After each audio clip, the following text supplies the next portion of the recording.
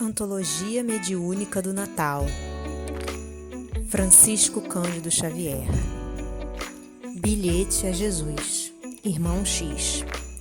Senhor Jesus, enquanto a alegria do Natal acende luzes novas nos lares festivos, torno a velha Palestina, revendo com os olhos da imaginação a paisagem de tua vinda. Roma estendiam fronteiras no Nilo, no Eufrates, no Reno, no Tamisa, no Danúbio, no Mar Morto, no Lago de Genezaré, nas areias do Saara. César sossegava e protegia os habitantes das zonas mais remotas, aliciando a simpatia dos príncipes regionais. Todos os deuses indígenas cediam a Júpiter, o dono do Olimpo, de que as águias dominadoras se faziam emissárias, tremulando no topo das galeras, cheias de senhores e de escravos. Lembraste, Senhor, de que se fazia uma grande estatística, por ordem de Augusto, o Divino? Otávio, cercado de assessores inteligentes, intensificava a centralização no mundo romano, reorganizando a administração na esfera dos serviços públicos. As circunscrições censitárias na Judéia enchiam-se de funcionários exigentes. Cadastravam-se famílias, propriedades, indústrias, e José e Maria também se locomoveram com os demais para atender às determinações. A sensibilidade israelita poderia manter-se à distância do culto de César, resistindo ao incenso com que se marcava a passagem dos triunfadores, em púrpura sanguinolenta. Mas a experiência judaica, estruturada em suor e lágrimas, não se esquivaria à obediência perante os regulamentos políticos.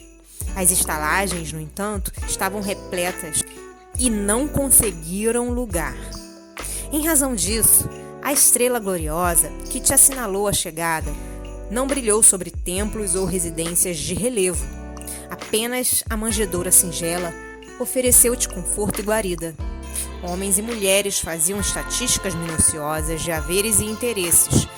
Se o governo imperial decretava o recenseamento para reajustar observações e tributos, os governados da província alinhavam medidas, imprimindo modificações aos quadros da vida comum para se subtraírem, de alguma sorte, às exigências.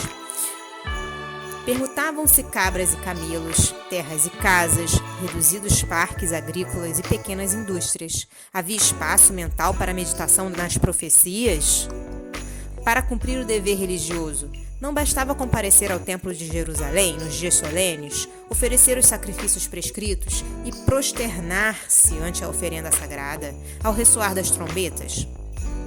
Razoável, portanto, examinar os melhores recursos e burlar as requisições do romano dominador.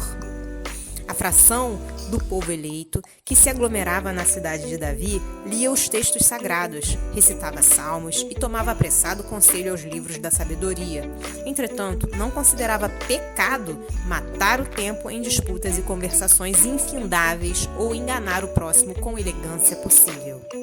Por essa razão, Senhor, quem gastaria alguns minutos para advogar proteção a Maria e José?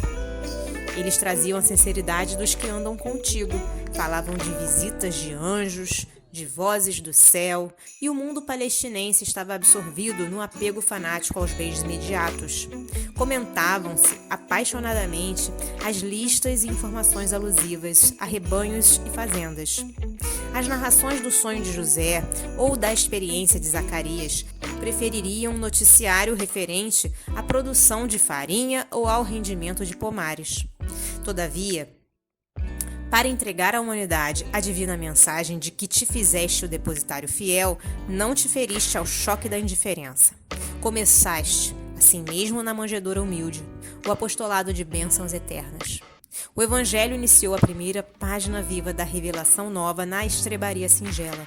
A natureza foi o primeiro marco de tua batalha multissecular da luz contra as trevas. E enquanto prossegues, conquistando palmo a palmo o espírito do mundo, os homens continuam fazendo estatísticas inumeráveis. Aos censos de Otávio, seguiram-se os de Tibério. Aos de Tibério, sucederam-se arrolamentos de outros dominadores. Depois do poderio romano fragmentado, outras organizações autoritárias apareceram não menos tirânicas. Dilataram-se os serviços censitários em toda parte.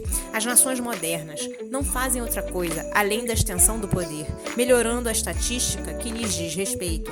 Inventariavam-se na antiga Judéia ovelhas e jumentos, camelos e bois. Hoje, porém, Jesus, o arrolamento é muito mais importante. Com o aperfeiçoamento da guerra, o censo é vital nas decisões administrativas. Antes da carnificina, arregimentam-se estatísticas de canhões, tanques e navios, aviões, metralhadoras e fuzis. Enumeram-se homens por cabeça no serviço preparatório dos massacres e, em seguida, anotam-se feridos e mutilados. Isso nas vanguardas de sangue, porque na retaguarda o inventário dos grandes e pequenos negócios é talvez mais ativo. Há corridas de armamentos e bancos, valorização e desvalorização de bens móveis e imóveis, câmbio claro e câmbio escuro, concorrência leal e desleal, mercado honesto e clandestino, tudo de acordo com as estatísticas prévias que autorizam providências administrativas e regem o mecanismo da troca. Nós sabemos que não condenas o ato de contar. Aconselhaste-nos nesse sentido, recomendando que ninguém deve abalançar-se a qualquer construção antes de contas rigorosas, a fim de que a obra não permaneça inacabada. Entretanto, estamos entediados de tanto recenseamento para a morte, porque, em verdade, nunca esteve a casa dos homens tão rica e tão pobre, tão faiscante de esplendores e tão mergulhada nas trevas, tão venturosa e tão infeliz como agora. Desejávamos, mestre, arrolar as edificações da fé, os serviços da esperança, os valores da caridade. Contudo, somos ainda muito poucos no setor de interesse pelos sonhos reveladores e pelas vozes do céu. Apesar disso, sabemos que os homens, fanatizados pela estatística das formas perecíveis, examinam os gráficos, de olhos preocupados, mas erguem corações ao alto, amargurados e tristes. Movimentam-se entre tabelas e números, mas torturados pela sede de infinito. Quem sabe, Senhor, poderias voltar, consolidando a tua glória, como fizeste há quase 20 séculos.